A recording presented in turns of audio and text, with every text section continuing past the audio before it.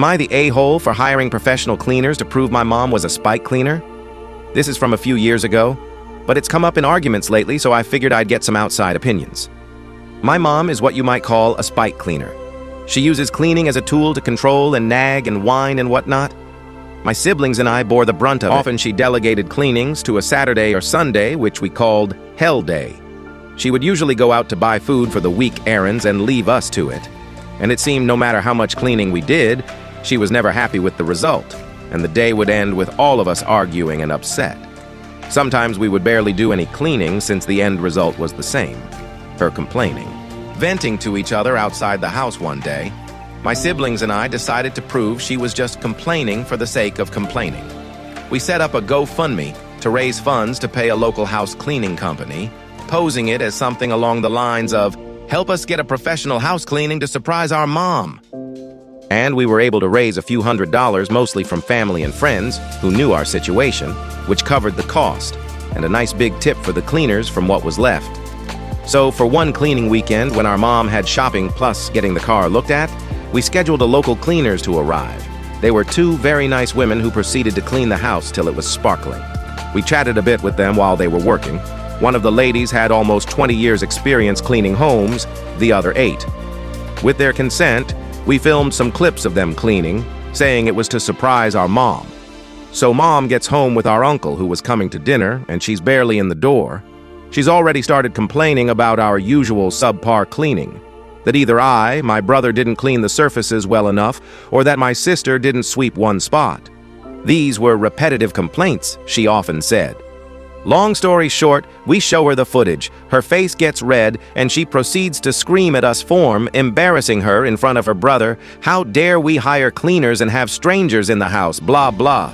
We argue back that this proves she just weaponizes cleaning. It's been a few years since then. After the big blow-up, she just did most cleaning herself, though she never admitted to weaponizing it. It came up again recently as us tricking her, and I don't think we did anything wrong. Aita, commenter, ha ha ha.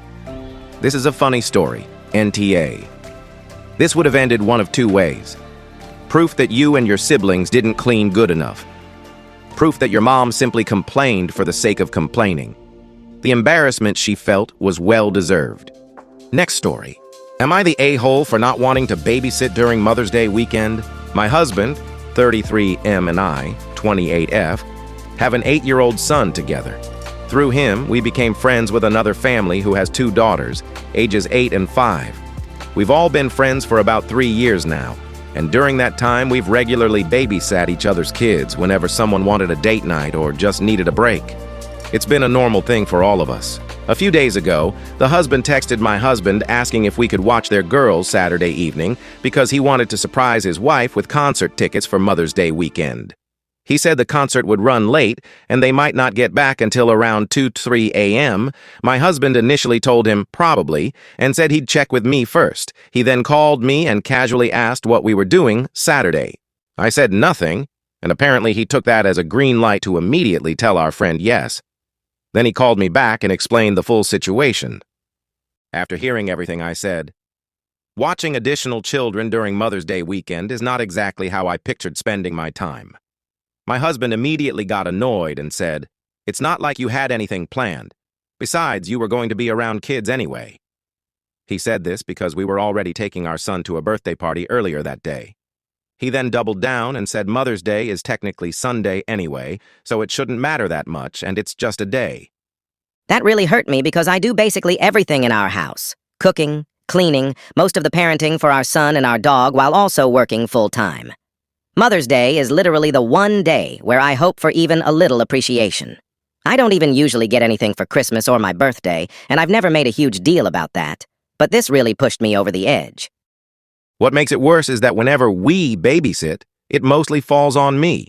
I'm the one entertaining the kids, making food, solving arguments, organizing games, etc.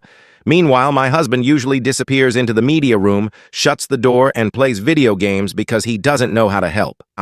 Also, my son has ADHD and their older daughter has ADHD, and the last time we watched them, they were bouncing off the walls until after 1 a.m. I had a headache the entire next day.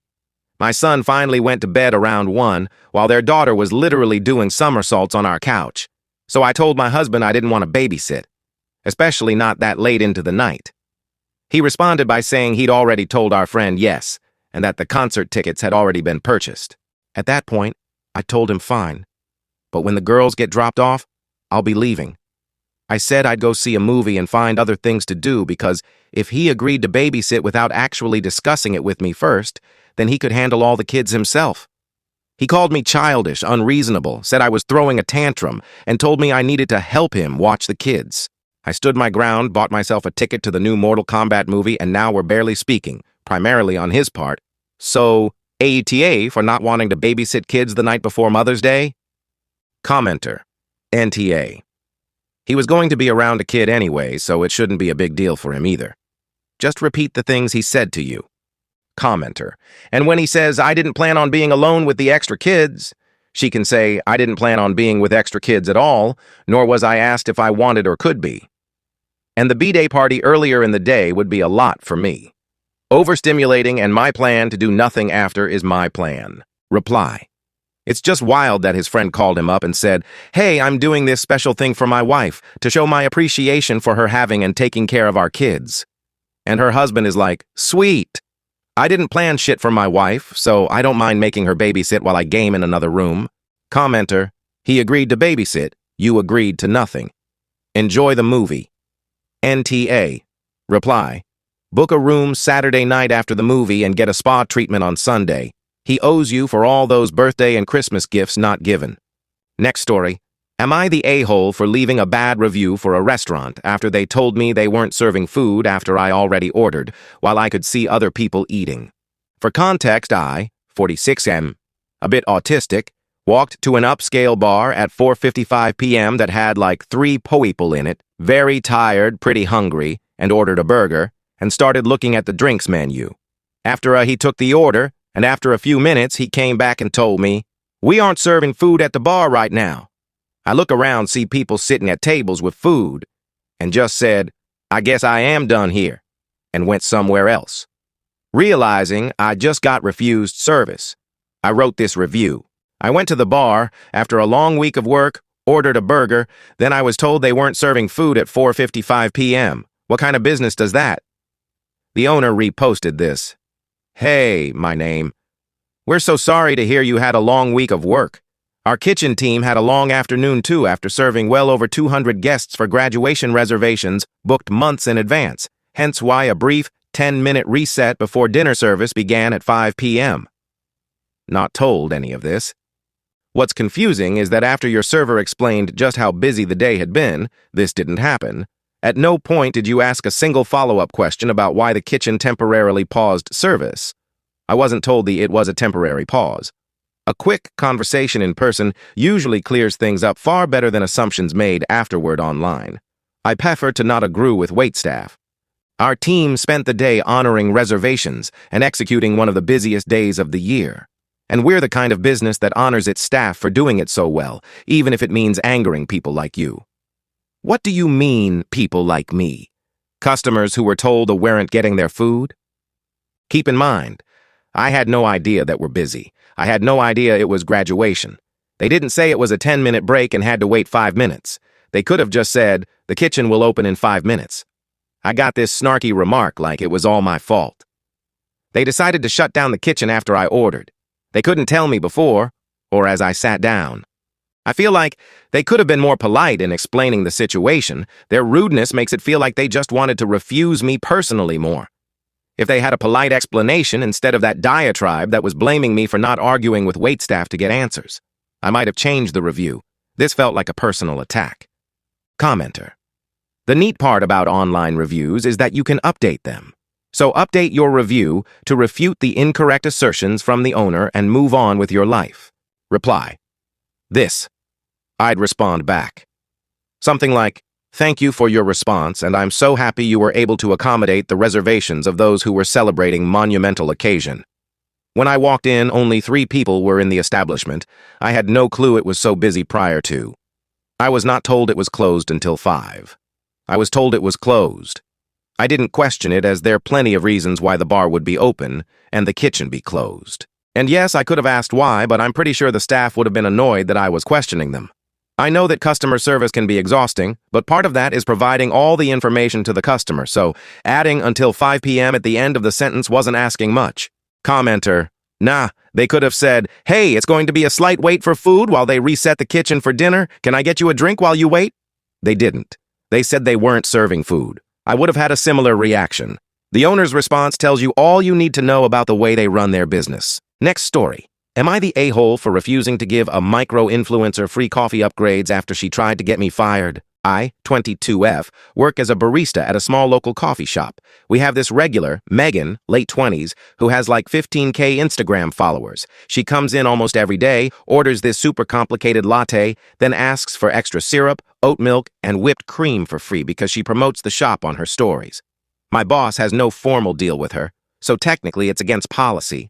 I've let it slide a few times when it was slow, but last Saturday we were slammed line out the door, 2 call-outs. I was solo on bar. Megan orders. I ring her up normally, 6:7 to 5, and she goes, just add the oat milk and vanilla for free, like usual. I told her I couldn't today because my manager was watching the cameras, true, and I'd already been warned about giving freebies. She got really snotty, said fine. I'll just take my business elsewhere, then pulled out her phone and took a photo of me mid-reach for a cup. Before I could even say anything, she posted on her story. Our shop name has the worst service. Barista name had my name was so rude for no reason. Don't go here. Within a few hours, her followers left 3 one-star Yelp reviews, specifically naming me, and 2 people came into the shop demanding discounts because according to them, they saw what I did.